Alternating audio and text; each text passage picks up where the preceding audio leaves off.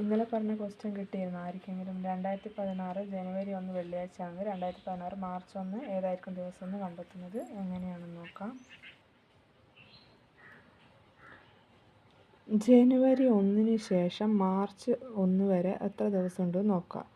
ജനുവരി 1 കൂട്ടാൻ പാടില്ല. അപ്പോൾ ജനുവരിയിൽ അപ്പോൾ 31 ദിവസമുള്ളതിൽ 1 ഒഴിവാക്കിയാൽ ജനുവരിയിൽ 30 ദിവസം.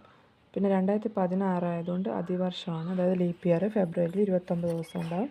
പിന്നെ മാർച്ച് 1 കൂടെ ആകെ 60 ദിവസം. ആ 60നെ 7 കൊണ്ട് ഹരിക്കുക. 7 എങ്ങനെയാണെന്ന് വെച്ചാൽ 7 കൊണ്ട് ഹരിക്കുക. പിന്നെ എന്നിട്ട് ശിഷ്ടം എത്രയാണ് വരുന്നത് നോക്കുക.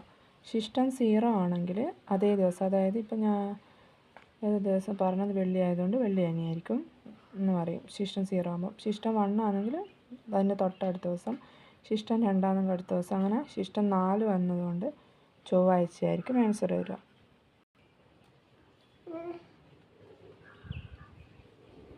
ഇത് അധിക മത്സര പരീക്ഷകളിലും കാണുന്ന ക്വസ്റ്റ്യൻസാണ്. ഇതുകൊണ്ട് ഇതേ ടൈപ്പ്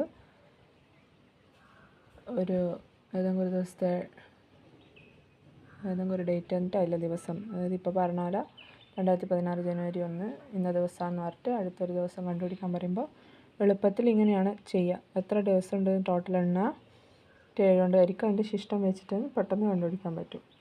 ഇനി ആ മോഡൽ വെച്ചിട്ട് വേറൊരു ചോദ്യം നോക്കാം. 2015 ഫെബ്രുവരി 1 ഞായറാഴ്ചയാണെങ്കിൽ ഡിസംബർ 31 ഏത് ദിവസമായിരിക്കും എന്നാണ് ചോദ്യം.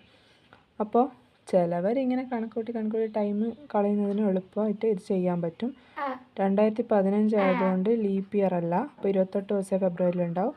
ഫെബ്രുവരി മാസം 27 ദിവസം, അങ്ങനെ ഡിസംബർ വരെയുള്ള ദിവസങ്ങൾ കാൽക്കുലേറ്റ് ചെയ്യുക. അങ്ങനെ ടോട്ടൽ 333 ദിവസം ഉണ്ടെന്ന് കിട്ടും. അതിനെ 7 കൊണ്ട് ഡിവൈഡ് ചെയ്താൽ ശിഷ്ടം 4 വരുന്നതുകൊണ്ട് ദിവസം വ്യാഴമായിരിക്കും. ഇതേ മോഡൽ ക്വസ്റ്റ്യൻസ് ചെയ്ത് വെക്കുക. എന്തെങ്കിലും ഡൗട്ട് ഉണ്ടെങ്കിൽ കമൻറ്റ് ചെയ്യുക, ആൻസർ ചെയ്ത് തരുന്നതായിരിക്കും.